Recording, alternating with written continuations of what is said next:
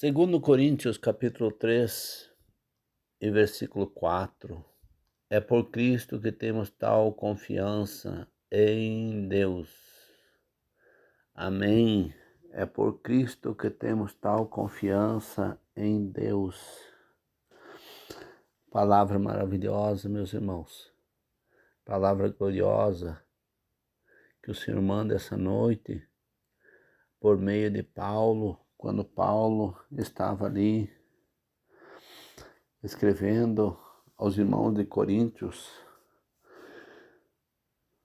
conforme está aqui escrito, 2 Coríntios 3:4.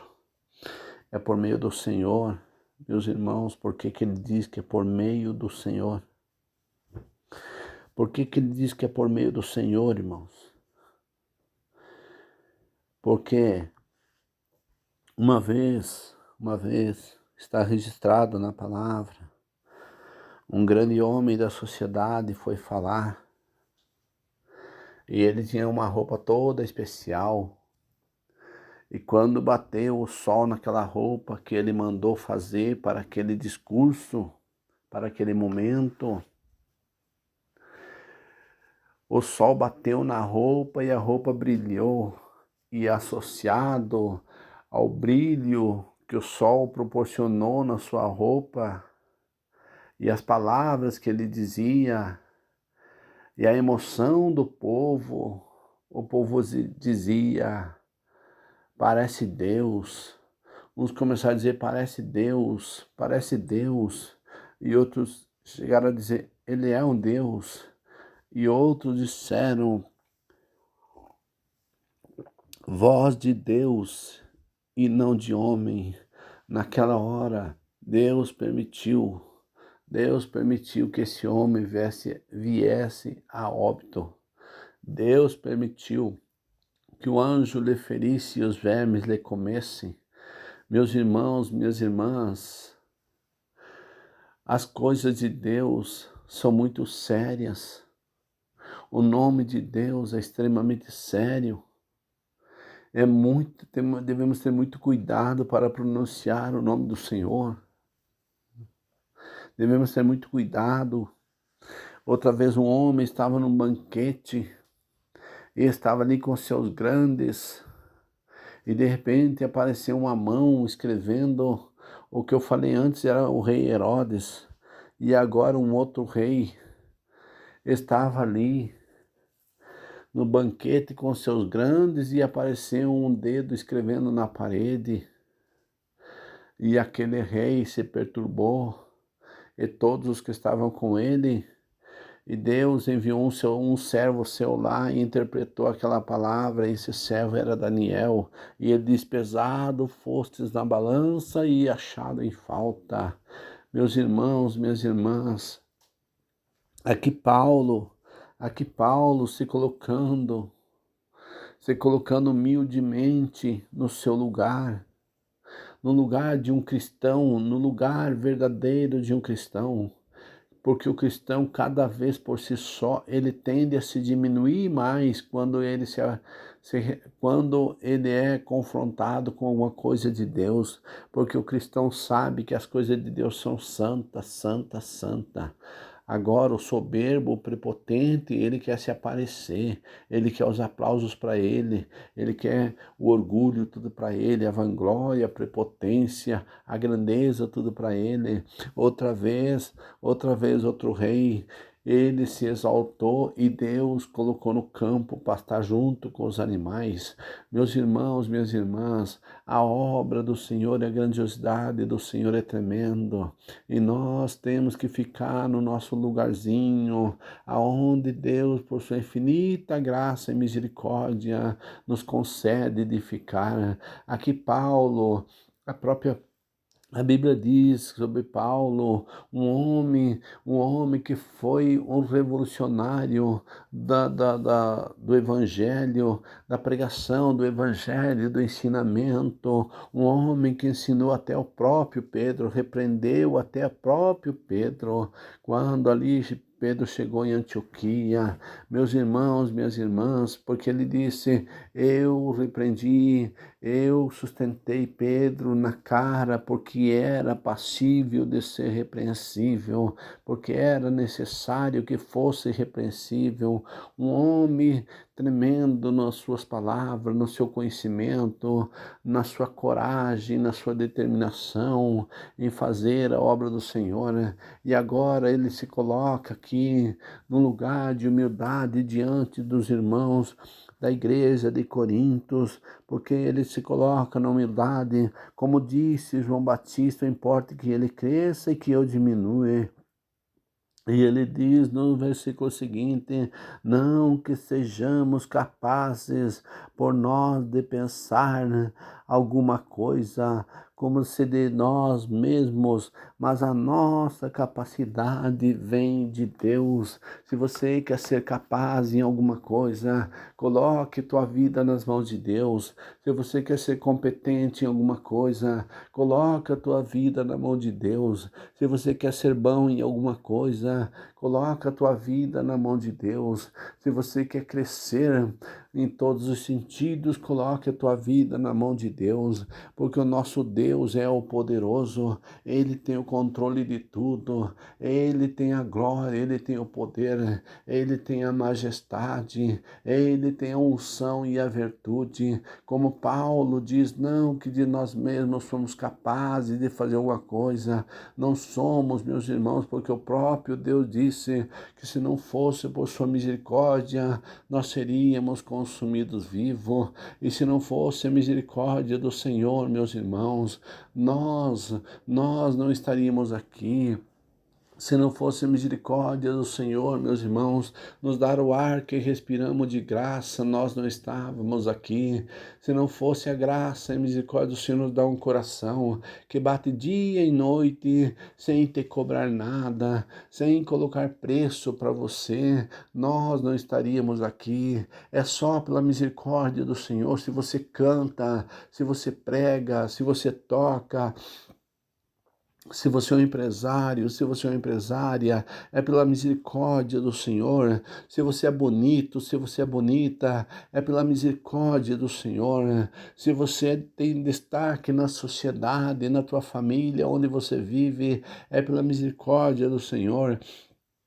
Se você tem destaque na sociedade, é pela misericórdia do Senhor, né? É tudo pela misericórdia do Senhor. Se o teu carro é de último tipo, é pela misericórdia do Senhor, né? Se você tem o seu avião, se você anda no seu avião particular, né? Se você anda no seu helicóptero, no seu iate, no seu barco, é pela misericórdia do Senhor, né? Se o teu gado está prosperando, é pela misericórdia do Senhor, né? Se as tuas lavouras estão prosperando, é pela misericórdia do Senhor. Se você entrou nessa faculdade, você está cursando esse curso, é pela misericórdia do Senhor, né? Se as pessoas te admiram e te engrandecem, é pela misericórdia do Senhor. Meus irmãos, minhas irmãs, igual nós vemos aquele Simão curtidor ali, que era um enganador, enganava as pessoas, e ele era grande ali naquele povo, até que chegou um maior do que ele, e quando chegou o evangelho de Jesus Cristo ali, ele desapareceu a ponto dele pedir para os discípulos que orassem por ele, porque ele estava em fel de amargura, mesmo com o seu dinheiro. Meu querido, minha querida, o dinheiro, ele facilita muitas coisas na sua vida. O dinheiro, ele te proporciona muitas coisas. Tem o limite da satisfação, até onde você é satisfeito com o dinheiro, e a partir do momento que o dinheiro torna você insatisfeito, aí você pode pensar: irmão Elzo, isso é loucura, como que o dinheiro vai me tornar insatisfeito? Meu querido, minha querida, conheço muita gente que tem dinheiro e ele gostaria que o dinheiro não acabasse porque ele não tem prazer em voltar para casa. Conheço muita gente que tem dinheiro e ele não tem prazer em entrar no quarto Onde está sua esposa ou onde está seu esposo? Conheço muita gente que tem dinheiro e ele não tem a liberdade que você tem de ir lá no terreiro pegar uma galinha caipira no galinheiro, ir lá no potreiro pegar um bezerro, ir lá no chiqueiro pegar um porquinho. Ele não tem a liberdade que você tem de ir ali no bar, no mercado, buscar uma Coca-Cola. Ele não tem a liberdade que você tem de pegar e ir no rio tomar banho e caminhar no mato e pescar um peixe. Ele não tem a liberdade que você tem de ir na casa do teu amigo, da tua amiga. Ele não tem a liberdade que você tem de você poder ir na igreja e adorar e exaltar o Senhor na beleza da sua santidade. Meu querido, minha querida, chega um determinado momento que o dinheiro te torna um escravo e você vive e você passa a ser um escravo do dinheiro. Para você ir para um lugar tem que ter segurança. Para você fazer isso tem que ter segurança. Para você ir no salão de cabeleireiro tem que ter segurança. Você já não vive mais. Você já vive em fel de amargura. Você tem dinheiro para fazer o quê? Você tem dinheiro para comprar. Para comprar o quê, meu irmão? Para comprar o quê, minha irmã? Para comprar coisas de marca. Meu irmão, minha irmã. O que veste um empresário que tem muito dinheiro com uma roupa de marca, veste você que compra ali na esquina.